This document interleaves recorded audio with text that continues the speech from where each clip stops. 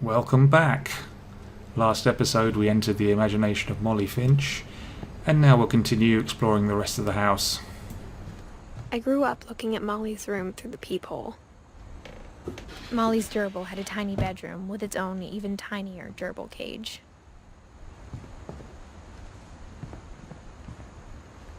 Being inside for the first time, I felt like I'd stepped behind a painting.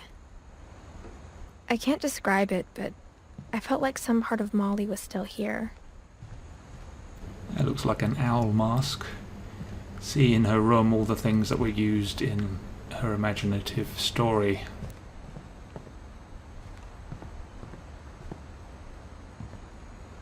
The monsters on the bed. I'm not quite sure how I get out of here. Ah, through the window. Of course.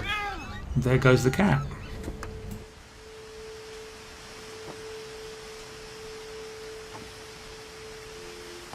This will be obvious later, but my mom never told me any of these stories. Edie would have, but Mom didn't like bringing up the past.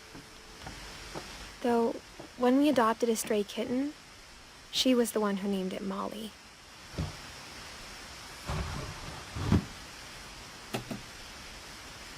I spent a lot of time in Great-Grandma Edie's room.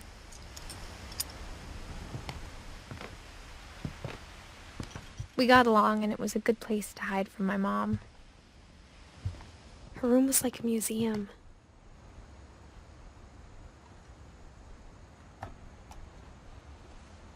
For 500 years, the Finches have been famous throughout Norway for their fortune and misfortune.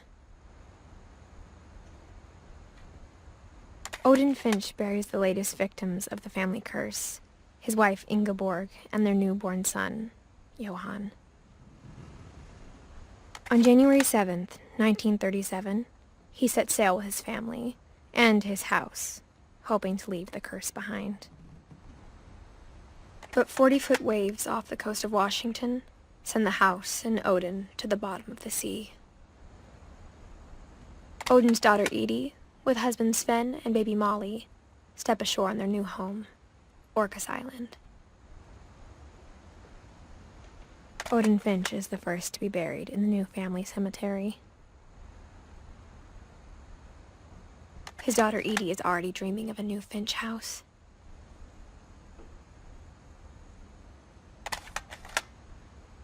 So I've heard of houseboats, but that one looked really top heavy.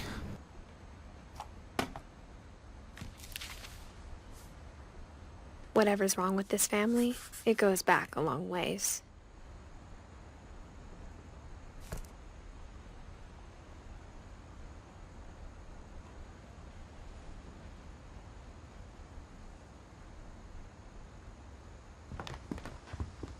Their little handprints, all the kids.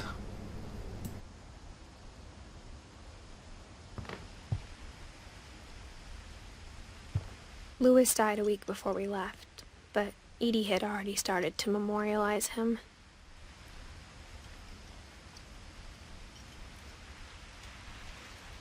Edie knit me a new pair of gloves every year, just in time to replace the old ones.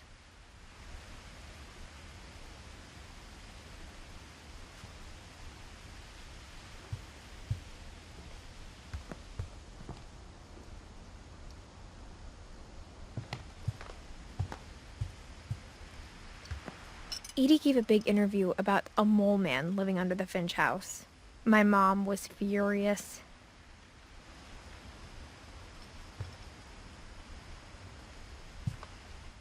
I hadn't thought of myself as Edith Jr. for a long, long time. Wow, I haven't seen any VHS tapes for a long time myself. They took up so much room. Sometimes got stuck inside the machine, which could be most embarrassing.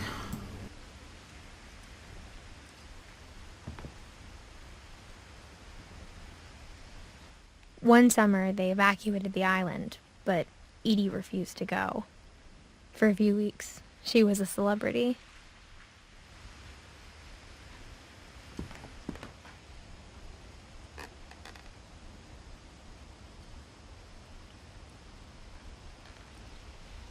And that That's when Sven built the new house, 1937.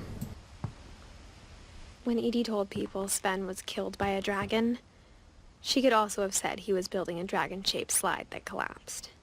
She could have, but she didn't.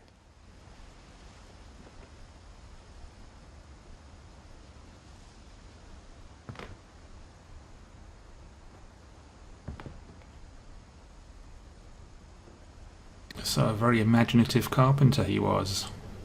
Very questionable taste in little gnome figures everywhere. Even in her 90s. Sometimes Edie seemed a lot younger than my mother. What the hell is that? Wow, I remember having that in our old house with the fluffy seat on the toilet. Very convenient if you ran out of toilet paper.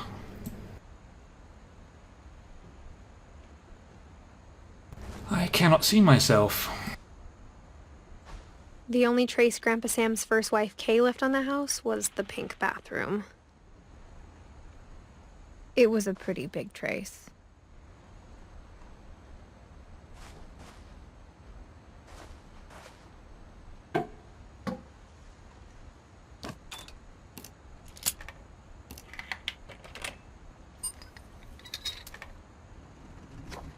There's a secret in this bathroom. Wow, this is pretty neat. It's in the last place you would look. It isn't in the cupboard. It's hidden in this book.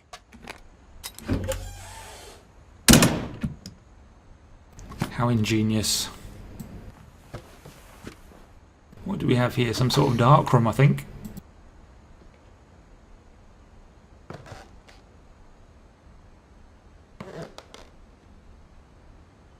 Sven gave Sam an old camera he'd refurbished. He never put it down.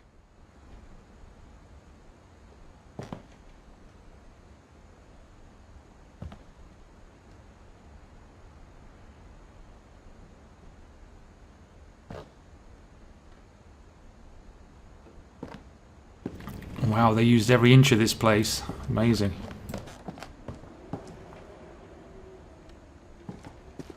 Couple turns land into a native heaven.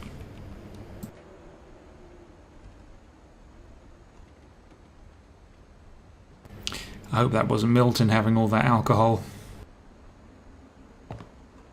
Right, let's just get this out of the way, and we're into another room. Fantastic.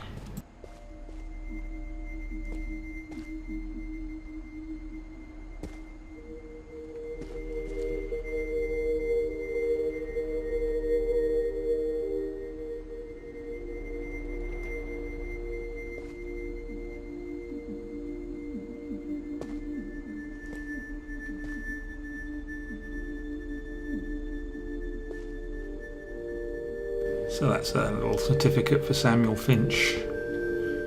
Don't quite know what it was for.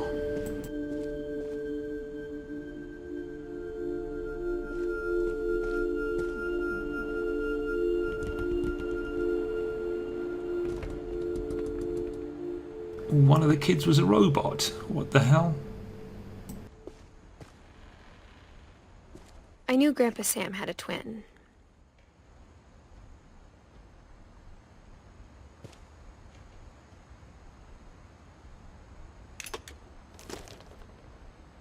And that he never talked about him. I guess my grandpa didn't like history any more than my mom did.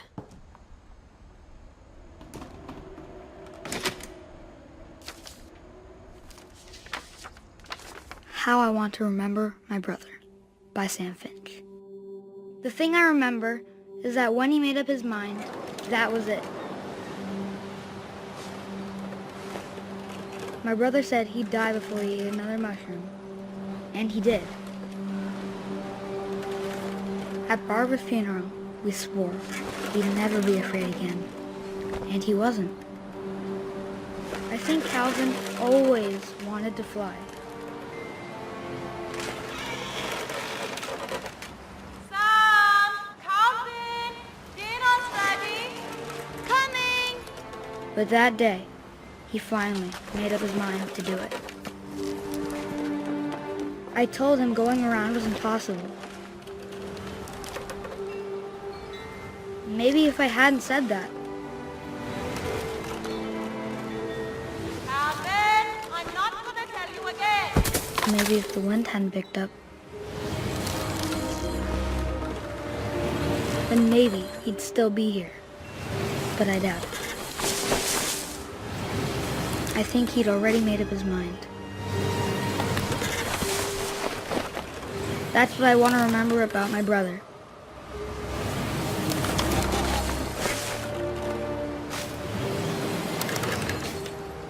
Yow. Almost done it. Yes.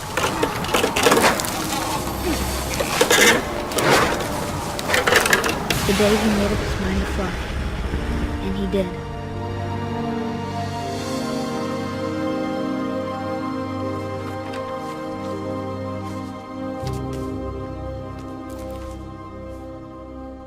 Calvin's story felt strangely familiar.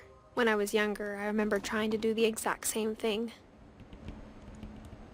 Yeah, I remember when I was younger, a lot of kids tried to do that. Very dangerous. I had a swinging accident where the actual tree branch broke off as I was at the highest point, and now I'm doing this. After the funeral, Edie roped off Calvin's half of the room. Mom said Grandpa Sam enlisted at 18 and never set foot in the room again.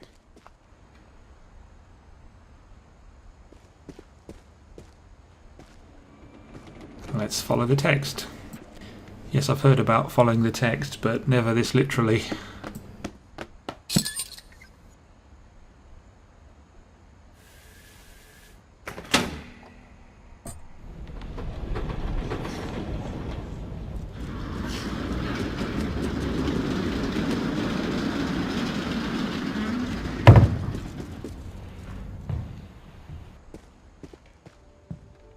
The passages were a pretty tight fit. They'd obviously been built for smaller hands and bellies.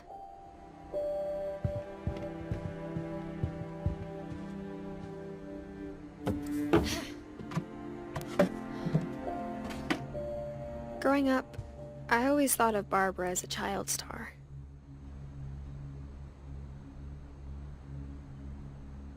And Barbara Finch's speciality seems to be these horror or B movies. You should play the guitar as well, I guess. I never thought about how hard it must have been for her afterwards. Obviously a child star that looks like she became a waitress afterwards.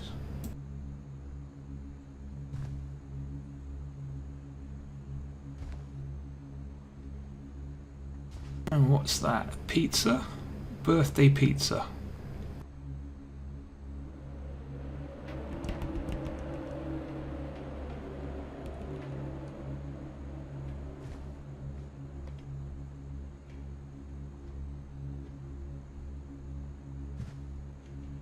It's an incredible amount of work that's gone into this game. All these little tiny objects.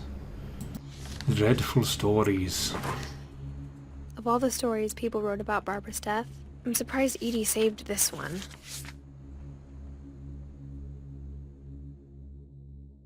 Old Jack here with another ghastly tale inspired by America's most unfortunate family. I'm calling it The Surprise Ending of Barbara Finch. As a child star, Barbara was famous for her scream. Now at 16, she was all washed up. A has-been. But in a lucky break, she'd been asked to perform her signature scream at a local convention for monster movie fans. It was just the boost her career needed. Unfortunately, her scream hadn't aged well. Getting better. I think you just need the right motivation.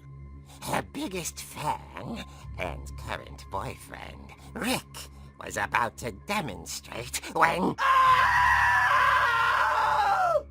Now that was a great scream.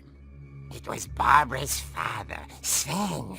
He'd slipped into a table saw and had to be rushed to the emergency room. So Barbara got stuck babysitting her youngest brother, Walter. Her convention comeback was cancelled. Okay, I'm hearing frustration, but I'm not hearing terror. What if I tried... A gang of hoodlums in Halloween masks have been terrorizing Orcas Island tonight. Police are urging residents to... That came from the basement. You're right! Also, I loved your delivery on that. Why is your basement door locked? Because my dad likes making puzzles and secret passages. There's a key hidden in the music box. The secret is to keep winding and winding until finally the key pops out. Thanks, babe. I'll be back in a sec. 20 minutes later, Rick hadn't returned. So Barbara went to look for him, right on cue. She reached for the music box. Wow, this is so clever. And as she wound the key, she listened for Rick, but the house was silent. Aha! So that's how we're going to get into the basement. Yeah, sounds like John Carpenter here. Yes. Which film's this one? Halloween, is it? She found Rick's crutch and imagined the worst.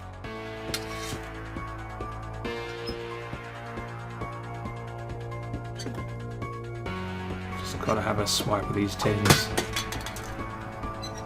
Go on.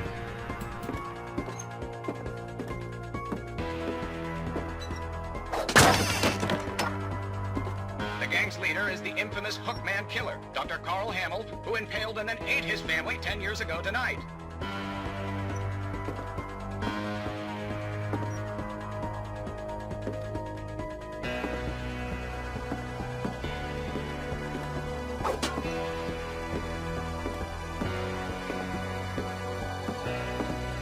The old fridge rattled and grew still.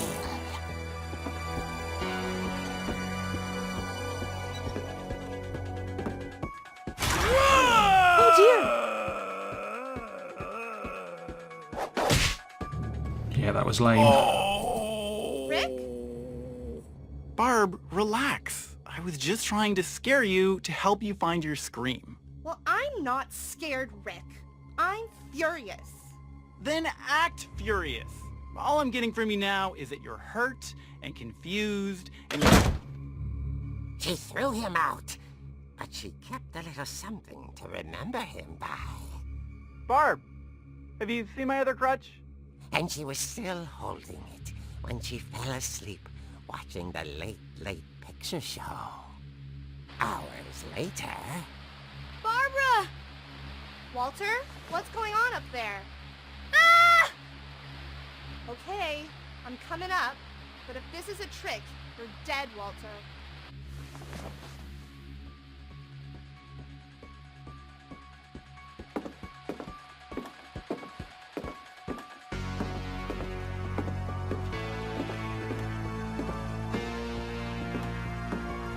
The man with the hooks upstairs.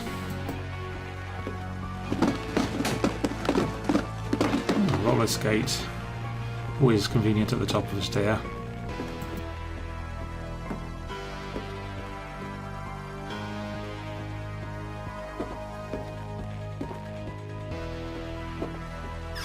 Walter, are you there?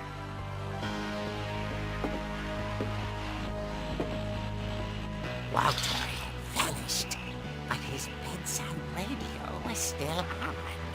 Orcas Island police describe the man as 6 feet tall, with a steel hook for a hand. Residents are urged to lock all doors and windows and notify the police of any suspicious activity. Barbara turned, saw the hook man, and was speechless. He was quite smashing. Quick kick in the balls. And here he was. He couldn't get enough of Barbara. Okay, Barbara, there's gotta be another way out of here.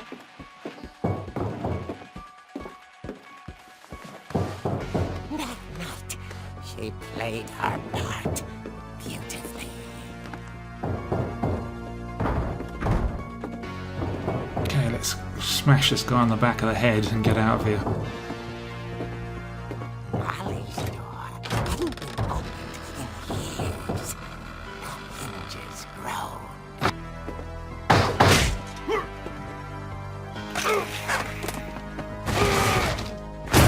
He wasn't moving, but she sensed the story might not be over yet. God, I haven't killed another Finch, have I?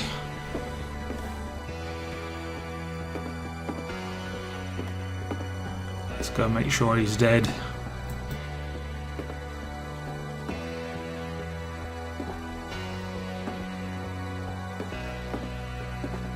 And as I thought, he's gone.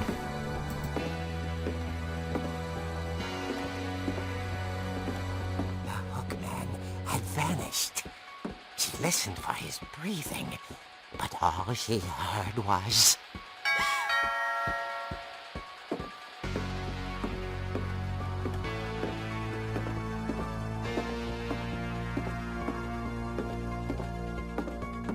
At the door, she heard whispering. It was coming from inside the house.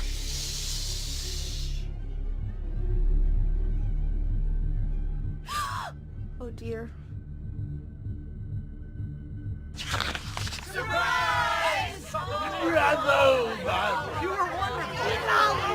monsters had come to surprise her. For Barbara, it was a dream come true. Then she saw what kind of monsters they were, and she realized what was about to happen. She was going to be famous. And with her final breath, Barbara Finch gave the performance of her life.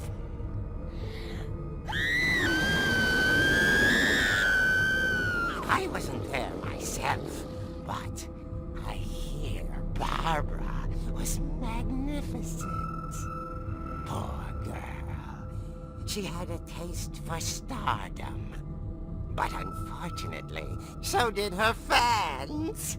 Of course, the police blamed it all on poor Rick, who disappeared the same night. And little Walter? Hiding under his bed the whole time. He took it all pretty hard, but that's another story. As for Barbara, tucked inside the music box is all they ever found of her. Her ear. Now that's what I call a real eerie tale.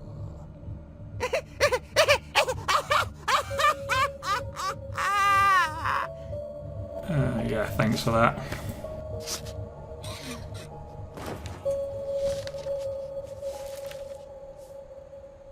Edie told me all Barbara wanted was to be remembered, as absurd as that comic was. Maybe what Edie saw was a happy ending. Okay, thanks guys, and tune in next time to learn what happens to more of the Finch family. I wonder why they were so cursed.